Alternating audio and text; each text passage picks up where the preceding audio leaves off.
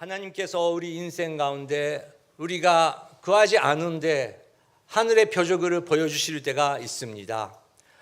여러분도 일본 땅에 사시면서 힘든 일도 있지만 놀랍게 하나님께서 표적을 보여주시고 인도해 주시는 그런 간증거리 있을 것입니다.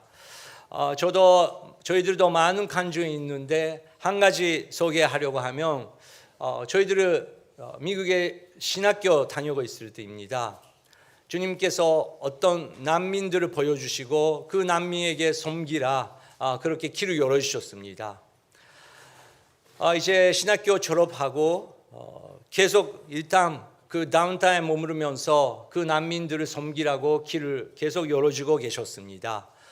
캠퍼스를 도나 아파트를 찾아야 되는데 외국인 학생, 돈도 없는 학생에게 누가 그 방을 빌어줄 수 있습니까?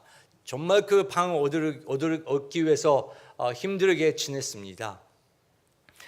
너무 낙심하고 이것이 하나님의 뜻이 아닌가라고 생각하고 있으면서 운전하고 있을 때 발광 신호 때문에 제가 멈췄습니다. 그때 우리 와이프가 갑자기 여보 봐봐 하면서 그 앞에 봐봐 하면서 그렇게 한 거예요. 딱 봤더니 그 미국은 차 뒤에 그 범퍼에다가 그 범퍼 스티커라고 그 스티커 붙이는 그 문화가 있지 않습니까? 거기에 우리가 섬겼던 그 난민들의 그 나라의 국기가 그 스티커가 붙여 있었던 거예요. 그 민족은 나라를 잃고 50년 지났습니다. 아마 여러분도 그 나라의 국기를 제가 보여드리면 어디 나라인지 모르실 거예요. 그런데 그렇게 넓은 땅 미국에서 처음으로 그 나라의 국기, 그 스티커를 봤습니다. 저는 그 와이프랑 기뻐하면서 정말 하나님께서 우리가 이 길을 가는 거 맞다고 이거 그 표적으로 보여주고 계시는 것이다라고 기뻐했습니다. 정말 그 주에 하나님께서 우리에게 맞는 좋은 아파트를 주셨습니다. 그런 그 표적 때문에 우리가 격려 얻을 때가 있습니다. 또 반면에 우리가 주님 표적을 보여주시기 바랍니다. 주님의 사행을 우리에게 보여주시기 바랍니다. 그렇게 열심히 기도했는데 아무 응답이 없는 것처럼 그 느낄 때도 있지 않습니까? 그런데 우리가 구하는 그 표적, 새로운 표적을 원하면서 하나님께서 보여주시지 않을 때는 참된 표적, 우리가 바라봐야 되는 성경이 말하고 있는 표적에게 우리가 돌아가야 되는 시기라고 생각합니다. 지금을 뒤돌아보면서 생각하면 그 범퍼 스티커의 그 국기의 스티커는 그것이 표적이 아니고 약해지고 있는 우리의 마음을 주님께서 격려해 주시고 또 참된 표적으로 인도해 주시는 주님의 사건이라고 지금은 보를 수 있습니다. 저희들은 신비적인 체험만 추구하는 그런 불안정한 신앙생활이 아니고 예수 그리스도의 십자가와 부활이라는 하늘의 최고의 표적을 항상 기억하면서 우리가 나갈 수 있도록 성령 하나님께서 인도해 주실 줄 믿습니다. 그런 뜻으로 오늘의 설교 제목은 표적의 력입니다. 율법학자 그리고 바리새파 사람들이 예수님께 다가오면서 이렇게 질문했습니다. 12장 38절 함께 읽겠습니다. 시작. 그때 바리새파 사람들과 율법학자들이 예수께 말했습니다. 선생님, 우리에게 표적을 보여주십시오. 12장을 우리가 계속 배워왔는데 바리새파 사람들, 율법학자들은 벌써 여기까지는 많은 주님의 기적을 봤습니다. 경험했습니다. 그래도 믿지 않는 그 마음, 더 예수님께 가면서 더 표적을 보여달라고 그 사람들은 그렇게 원했습니다. 저희들은 희한하게 아주 작은 거에 대해서 감사가 넘치면서 감사할 수 있을 때가 있습니다. 사람들이 왜 그렇게 작은 거에 대해서 그렇게 기뻐하며 감사하죠? 그렇게 의심하는 정도로. 또 반면에 사람들이 부러워하는 만큼 모든 것을 주님께서 주셨고 우리가 갖고 있는 하나라도 다른 사람을 얻을 수 있으며 너무 행복한데 우리는 계속 만족되지 않은 그런 마음대가 있다는 것입니다. 어떨 때 우리가 그럴 때가 올까요? 첫 번째, 우리 마음에 감사를 잊었을 때. 두 번째, 자기의 사명을 잊어버리거나 잊었을 때. 세 번째는 겸손한 마음을 우리가 잊었을 때. 마지막은 창조주 하나님과의 관계를 잃었을 때. 그럴 때 우리는 어떤 물질적인 축복을 받아도 육체적인 지유를 경험해도 우리는 계속 표적을 사모하는 그런 마음 상태가 될 때가 있다는 것입니다. 율법 학자들은 지식도 사회주의도 있었습니다. 야호와의 이름을 부를 수 있었지만 그분과의 친밀한 관계, 주님께서 한마디 하시는 그 말씀에 네 감사합니다 라고 대화할 수 있는 그런 관계가 없었던 것입니다. 그렇기 때문에 하나님께서 보내주시는 메시아를 눈앞에 봐도 그분에게 하늘의 표적을 보여달라고 인간적인 마음으로 계속 말하는 그런 마음 상태가 되고 있었던 것입니다. 예수님은 그 사람들에게 이렇게 대답을 하셨습니다. 39절 예수님의 대답입니다. 시작. 예수께서 대답하셨습니다. 악하고 음란한 세대가 표적을 구하지만 예언자 요나의 표적밖에는 보여줄 것이 없다. 네, 39절 계속 보여주시기 바랍니다. 예수님께서 대답하셨습니다. 악하고 음란한 세대가 표적을 구하지만 예언자 요나의 표적밖에는 보여줄 것이 없다. 여러분, 지금 어떤 세대라고 표현할 수 있습니까? 예수님은 이 시대에는 악한 세대다. 그리고 음란한 세대다라고 하셨습니다. 음란한 시대라는 것을 구약 성경적으로 보면 우리가 배웠듯이 하나님과의 관계 그 외로 다른 것을 찾으려고 하는 마음, 의상숭배라든지 물질이라든지 돈이라든지 관계라든지 먹는 거라든지 마시는 거라든지 종교적인 행위라든지 창조주 하나님과의 관계 외로 우리가 뭔가 원하는 그런 것을 간음을 하고 그 약 시대에서 표현합니다. 그런 시대죠. 그리고 실제적으로도 음란한 시대가 지금입니다.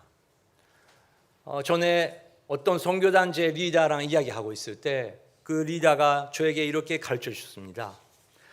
마키도 목사, 이 시대는 정말 음란한 시대다.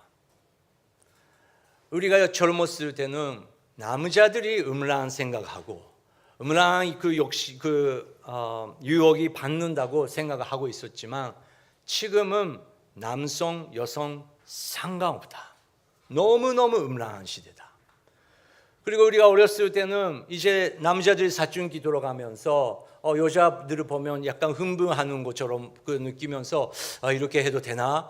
그렇게 혼란하는 그런 시대가 있었는데 지금은 여학생들이 보고 있는 거, 입고 있는 거, 경험하고 있는 것이 얼마나 음란한데 우리가 상상 못하는 만큼의 문화가 살잡혀 있다. 그리고 그것은 사춘기 시대뿐만 아니라 우리 어린 아이들에게도 만화를 통해서 TV를 통해서 유튜브를 통해서 우리가 상상 못하는 만큼의 음란한 그 정보가 아이들에게 그러면 결혼하면 되냐? No. 결혼한 사람들이 오히려 너무 기술적으로 또 음란한 행위를 하고 있는 사람들이 너무 많다는 것입니다. 그리고 그 나이가 많아지고 있다고. 여러분 어떻습니까? 예수님께서 그런 마음으로 다른 이성으로 바라보면 벌써 음란한 죄를 지고 있는데 라고 예수님께서 하셨는데 그거에 대해서 우리는 민감하게 예수님께 도움을 구하면서 깨어 기도하고 있는 우리의 마음이 있습니까? 반대로 완전히 우리가 마음을 지키지 않고 더러운 귀신들이 우리 마음에 왔다 갔다, 우리 생각에 왔다 갔다 하는 데가 있습니까? 예수님은 그런 시대에 사람들이 표적을 구한다고. 그런데 표적은 안 보이게 볼 수 없다고. 다만 한 가지, 요나의 표적은 보여줄 것이다. 예수님께서 하셨습니다. 요나의 표적은 어떤 것인가요? 40절, 41절 예수님의 설명입니다. 시작. 요나가 3일 밤낮을 큰 물고기 뱃속에 있었던 것처럼 인자도 3일 밤낮을 땅속에 있을 것이다. 심판 때 니느웨 사람들이 이 세대와 함께 일어나 그 죄를 심판할 것이다. 그들은 요나의 선포를 듣고 회개했기 때문이다. 그러나 요나보다 더 큰 이가 여기 있다. 네, 40절 보시기 바랍니다. 요나가 3일 밤낮 큰 물고기 배 속에 있었던 것처럼, 네, 우리가 다 아는 내용이죠. 하나님께서 요나의 그쪽으로 가라 했는데 요나는 그것을 듣지 않도록 생각하면서 반대쪽으로 가는 것입니다. 주님의 은혜 가운데 하나님께서 큰 물고기를 보내주시고 요나는 그 물고기 속에서 3일 동안 아무 말도 못하고 이제 죽음을 기다릴 수밖에 없는 상황에서 그렇게 지냈던 것입니다. 여러분, 요나가 그 물고기 속에서 무엇을 했습니까?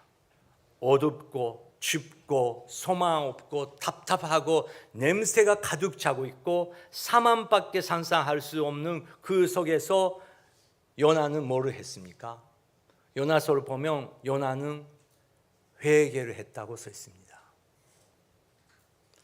여러분, 우리도 어둠 속에 움직일 수 없고 이제 더 이상 기도도 안 나오고 사망의 냄새가 가득 차고 있는 곳에서 우리는 처음으로 소리가 안 내는 소리로 마음속에서 진심으로 주님 용서하여 주시옵소서. 그 기도할 수 있다는 게 얼마나 은혜인지요. 그 기도를 하나님께서 들어주셨고 이제 자유가 됐습니다. 니네웨에 가면서 그 요나가, 힘이 없는 요나가 선포하기 시작했는데, 하나님의 말씀만 선포하기 시작했는데 놀랍게도 아시리아의 그 수도인 그 니네웨의 모든 사람들이 그것을 듣기 시작했습니다. 그리고 가슴을 찌고 무엇을 시작했습니까? 회개하기 시작했대요. 이거 부흥이죠. 왕같이 회개했대요. 사람이 많이 모였으니까 부흥이 아니고 주님 앞에 내가 죄인입니다. 우리가 죄를 지었습니다. 그 상황이 일어나는 것이 하늘이 말하는 부흥이라는 것입니다. 그것이 일어났다는 것입니다. 41절 다시 한번 읽겠습니다. 시작. 심판 때 니느웨 사람들이 이 세대와 함께 일어나 그 죄를 심판할 것이다. 그들은 요나의 선포를 듣고 회개했기 때문이다. 그러나 요나보다 더 큰 이가 여기 있다. 네, 이것은 무슨 뜻입니까? 회개하지 않은 사람들에게, 회개하지 않은 시대에게 니네웨 사람들이 오히려 심판한대요. 우리는 하나님 하나도 몰랐었지만 그때 성령 하나님께서 우리 마음을 치시고 우리는 회개할 수밖에 없었다. 다른 사람을 비판하는 것이 아니고 그것은 뭐 상관없이 내 죄만 어떻게 해야 되는지 몰라가지고 주님 앞에 물 끓으면서 울으면서 기도했는데 당신들이 어디서 뭐 하고 있었냐. 그런 역사가 일어났대요. 그리고 예수님께서 그 바리새파 사람들에게 이렇게 위대한 일 때문에 수임을 받은 요나가 있는데, 그러나 요나보다 더 큰 이가 여기 있다. 당신들이 그것을 볼 수 있냐? 여러분, 요나는 위대한 기적, 놀라운 우리라면 큰 집회, 놀라운 기적이 일어났는데 우리는 사람 봅니다. 누구누구 목사님 봅니다.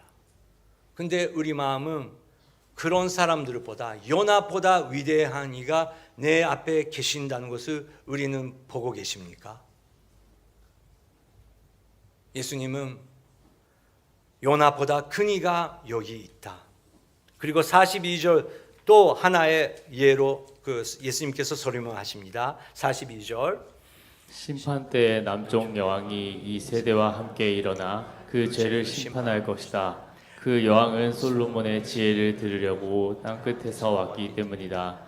그러나 솔로몬보다 더 큰 이가 여기 있다. 네, 심판 때에 남쪽의 여왕이 이 세대와 함께 일어나 그 죄를 심판할 것이다. 왜냐고요? 그 여왕은 솔로몬의 지혜를 들으려고 땅 끝에서 왔기 때문이다. 솔로몬이 지혜의 왕이라는 것을 안 믿는 사람들도 다 아는 그 단어입니다. 그래서 솔로몬의 지혜를 얻으려고 우리는 잠언서를 읽은 것이 아닙니까? 기도하면서 주님이여 오늘 회의가 있는데 오늘 계약을 맺어야 하는데 우리에게 지혜를 허락하여 주시옵소서. 그렇게 지혜를 구합니다. 그 솔로몬의 그 지혜를 구하면서 땅 끝에서 왔던 여왕이 있었는데 그 여왕도 이제 심판의 날을 함께 일어나서 그 죄를 심판한대요. 왜냐고요? 나라도 하늘의 하나님의 지혜를 구하면서 회개하면서 최고의 지혜이신 그분을 구하는데 당신들이 지금까지 어디서 뭐 하고 있었던 거예요? 어떤 표적을 찾고 있었던 거예요? 예수님은 그러나 솔로몬보다 더 큰 이가 여기에 있다.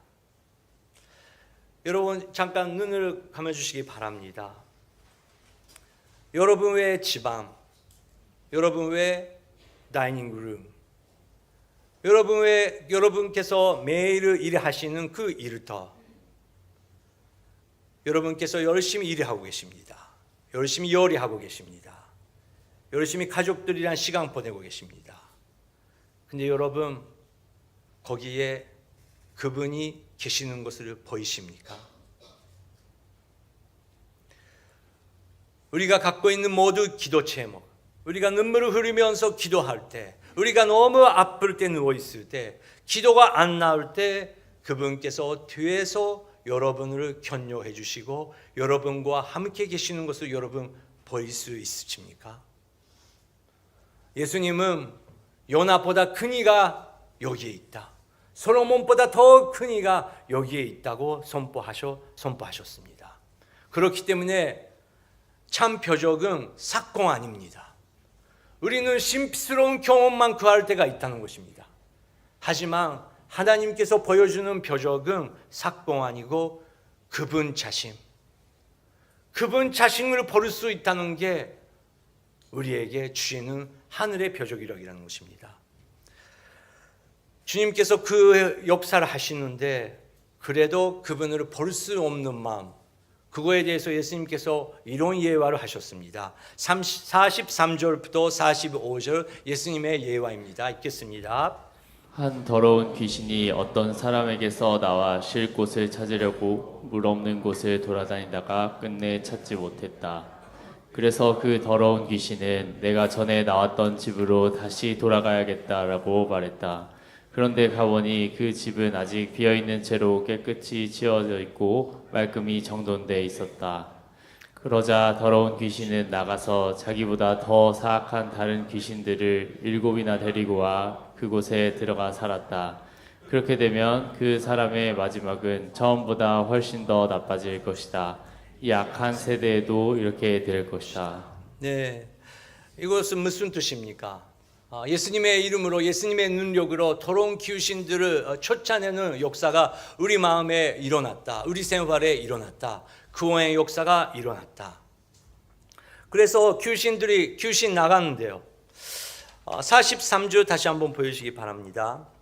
한 더러운 귀신이 어떤 사람에게서 나와 쉴 것을 찾으려고 물 없는 곳을 돌아다니다가 끝내 찾지 못했다. 이것을 보면 재밌죠? 그 귀신들도 쉴 것을 찾는데요. 귀신들도 고생 많네요. 쉬어야 된대요. 쉬고 싶은데 찾는데요. 자기가 있는 것을 찾는데요. 근데 못 찾는데요. 그러면 어디에 가냐? 헤매할 때 어떻게 하냐? 가르쳐는 하나밖에 없습니다. 베드로들이 예수님과 함께 있었을 때 어디에 가야 되는지 확실히 모르지만 안심감 가지고 예수님께서 가시는 길에 달아가면 괜찮습니다. 근데 이제 예수님이 안 보이게 되니까 베드로들은 어디에 갔습니까? 오래 있던 곳에 돌아가는 것이죠. 우리도 사도 바울이 말하는 것처럼 예수 그리스도의 은혜로 우리가 구원 받는데 예수 그리스도의 그 은혜 가운데 머무르지 않으면 우리는 헤매하기 시작합니다.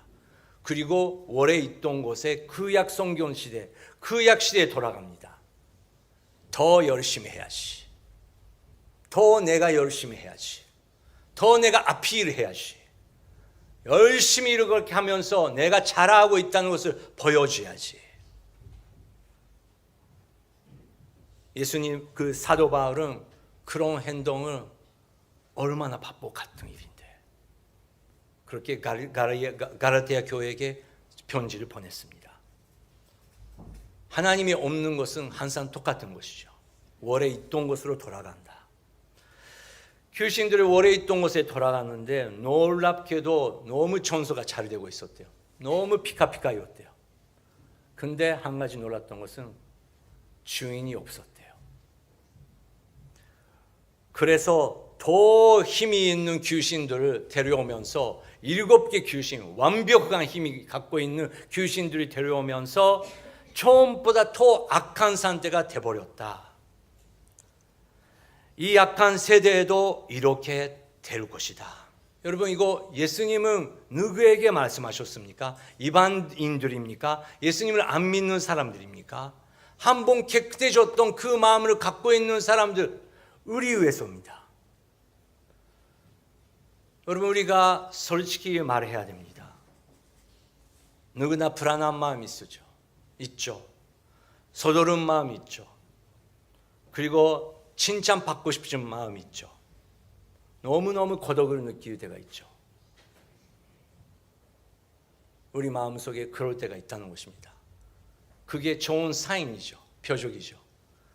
그럴 때 옛날의 방법은 그러면 더 먹어야지, 그러면 더 봐야지, 그러면 더 이야기해야지, 더 그 사람에 대해서 나쁜 이야기 뒤에서 해야지, 그러면 더 그것을 마셔야지, 거기에 가야지, 그 사람한테 전화하면 안 되는데 그 사람을 다시 만나야지. 옛날로 우리는 금방 돌아갈 수 있다는 것입니다.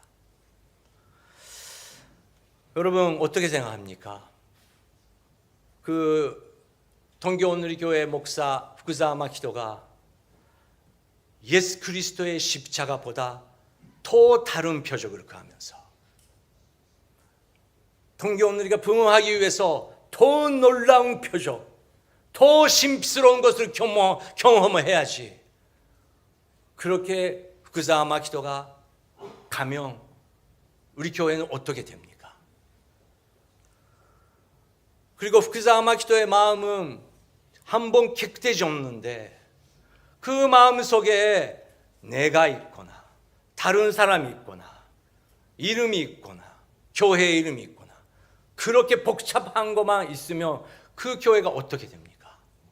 그런데 후쿠자마 키도의 마음 속에 오직 예수 그리스도, 우리가 자랑하는 건 예수 그리스도의 십자가, 우리의 소망은 부활하신 예수 그리스도, 그것밖에 우리의 표적은 없다고 먼저 목사가 돼야 되는 거 아닙니까? 그거 위해서 여러분 부탁드립니다. 저를 위해서 깨워서 매일 기도해 주시기 바랍니다. 저도 여러분과 똑같은 약간 인간입니다. 그렇기 때문에 불안한 마음, 고독한 마음, 타인의 평가를 구하려고 하는 또 옛날의 방법으로 저도 돌아갈 수 있는 그런 존재라는 것입니다. 그것을 조심하지 않으면 그것뿐만 아니라 우리는 그만큼 먹으면 안 되는데, 그것을 마시고 미치면 안 되는데 그것을 마시기 시작합니다. 계속 먹어도 배부르지 않는 그런 상황. 그뿐만 아니라 같이 살면서 너무 소중한 주님께서 보내주시는 인생의 귀중한 선물들에게 놀랍게도 주님을 찬양하는 그 입술로 놀라운 말로 상처 줄 때가 있다는 것입니다. 기도 안 하니까. 그리고 그 귀신들이 우리의 입을 놀면서 사용하니까. 지난주 우리가 증오력 배웠잖아요. 오늘 남자들이 얼굴 바르간 사람은 반 정도 안 계시네요. 안 계시네요. 우리가 말을 조심해야 된다고. 우리 마음속에 그런 거 있으니까. 그런데 예수님을 모시지 않으면 그 귀신들이 더 들어온대요. 그런 시대라고 예수님께서 하셨습니다. 그런데 감사하게 저희들에게는 한 가지의 표적. 예수님은 새로운 거를 하라고, 새로운 거를 해야 된다고 말을 안 하셨습니다. 뒤로 오라고. 2000년 전에 그 거르고다 언덕 위에 그 십자가에 당신은 돌아오기만 하면 된다. 그것이 제일 어렵다는 것입니다. 하지만 성경은 우리에게 주시는 표적은 그거밖에 없다. 성령 하나님이여 우리가 그 표적을 바라볼 수 있도록 안 좋은 표적이 일어났을 때 바로 그 표적에 갈 수 있도록 성령 하나님이여 우리를 인도하여 주시옵소서. 그렇게 함께 기도할 필요가 있다고 생각합니다. 마지막에 다시 한번 마태복음 12장 38절부터 45절 말씀을 우리가 들으도록 하겠습니다. 들으면서 주님께서 뭐라고 하시는지 받고 그 후에 손찬식으로 돌아가겠습니다. 그때 바리새파 사람들과 율법학자들이 예수께 말했습니다. 선생님, 우리에게 표적을 보여주십시오. 예수께서 대답하셨습니다. 악하고 음란한 세대가 표적을 구하지만 예언자 요나의 표적밖에는 보여줄 것이 없다. 요나가 3일 밤낮을 큰 물고기 뱃속에 있었던 것처럼 인자도 3일 밤낮을 땅속에 있을 것이다. 심판 때 니느웨 사람들이 이 세대와 함께 일어나 그 죄를 심판할 것이다. 그들은 요나의 선포를 듣고 회개했기 때문이다. 그러나 요나보다 더 큰 이가 여기 있다.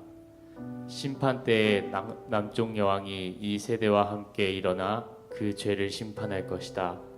그 여왕은 솔로몬의 지혜를 들으려고 땅 끝에서 왔기 때문이다. 그러나 솔로몬보다 더 큰 이가 여기 있다. 한 더러운 귀신이 어떤 사람에게서 나와 쉴 곳을 찾으려고 물 없는 곳을 돌아다니다가 끝내 찾지 못했다. 그래서 그 더러운 귀신은 내가 전에 나왔던 집으로 다시 돌아가야겠다라고 말했다. 그런데 가보니 그 집은 아직 비어있는 채로 깨끗이 치워져 있고 말끔히 정돈돼 있었다. 그러자 더러운 귀신은 나가서 자기보다 더 사악한 다른 귀신들을 7이나 데리고 와 그곳에 들어가 살았다. 그렇게 되면 그 사람의 마지막은 처음보다 훨씬 더 나빠질 것이다.